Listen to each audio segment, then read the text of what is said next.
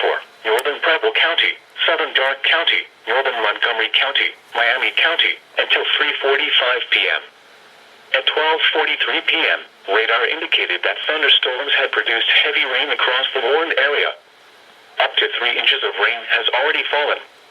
Heavy rain continues to fall with another 1 to 2 inches possible. Runoff from this excessive rainfall will cause flash flooding to occur. Some locations that will experience flooding include Dayton, Huber Heights, Troy, Piqua, Vandalia, Englewood, Greenville, Tip City, West Milton, Covington, Arcanum, Bradford, Lewisburg, New Paris, Pleasant Hill, New Madison, Brown, Clayton, Union, and Brookville. Move to higher ground now. Act quickly to protect your life.